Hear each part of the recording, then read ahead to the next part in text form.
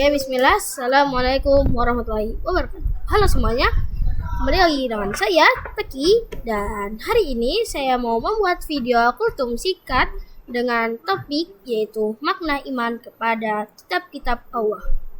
Oke, sebelum kita mulai, saya mempunyai fun fact atau bisa dibilang kebenaran untuk kitab-kitab.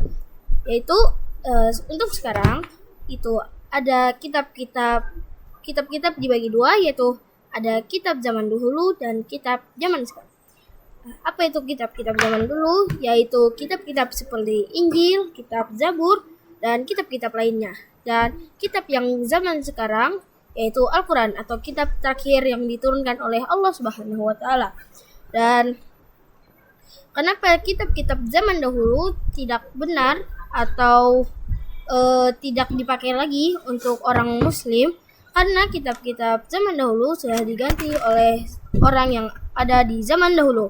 Dan untuk Al-Quran itu adalah penutup bagi kitab-kitab Allah, dan itu juga membenarkan kitab-kitab yang dahulu. Dan sekarang kita bisa membuat kesimpulan bahwa Al-Quran adalah kitab kita, yaitu kitab orang muslim. Oke. Pada kesempatan kali ini saya akan menyampaikan kultum yang tadi saya bacakan, yaitu yang saya bicarakan, yaitu makna iman kepada kitab-kitab Allah. Iman kepada kitab-kitab Allah adalah rukun iman yang ketiga, yaitu meyakini bahwa Allah Subhanahu wa Ta'ala telah menurunkan kitab-kitabnya kepada Rasul dan sebagai petunjuk bagi umat muslim atau bisa dibilang petunjuk bagi umat manusia. Oke. Di sini saya juga mempunyai dalil, yaitu di surah Al-Baqarah ayat 4. Walladzina yu'minuna bima unzila ilaika wa ma unzila min qablik wa bil akhirati hum yuqinun. Artinya, dan orang-orang yang beriman kepada Al-Quran yang diturunkan kepada Muhammad dan kepada kitab-kitab yang telah diturunkan sebelum engkau, serta mereka yakin akan adanya akhirat. Surah Al-Baqarah ayat 4. Hadirin yang berbahagia, Allah Subhanahu wa Ta'ala menurunkan Taurat kepada Nabi Musa, Zabur kepada Nabi Daud, Injil kepada Nabi Isa, dan Al-Quran diturunkan kepada Nabi Muhammad SAW, dan Al-Quran juga sebagai kitab yang terakhir sekaligus penyempurna para kitab-kitab sebelumnya.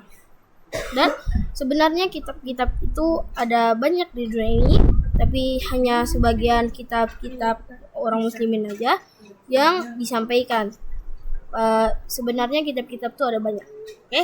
Dan Rasulullah SAW juga bersabda, sebaik-baiknya kalian orang yang mempelajari Al-Quran dan mengajarkannya. Hadis riwayat Bukhari. Oleh karena itu, sebagai seorang muslim, kita hendaknya membaca Al-Quran, mempelajari maknanya, serta mengamalkan ajarannya dalam kehidupan sehari-hari. Dengan begitu, kita akan bisa memperoleh petunjuk dan keberkahan dari Allah Subhanahu wa Ta'ala. Mungkin segitu saja yang bisa saya sampaikan di kultum singkat kali ini. Semoga kita semua menjadi hamba Allah yang selalu beriman kepada kitab-kitabnya dan menjadikan Al-Quran sebagai pedoman hidup. Dan jika saya ada kesalahan kata atau fakta yang salah, saya mohon maafkan saya, karena saya juga masih dalam belajar. Dan jika ada benarnya itu datang dari Allah. Mungkin sekian saja. Wassalamualaikum warahmatullahi wabarakatuh.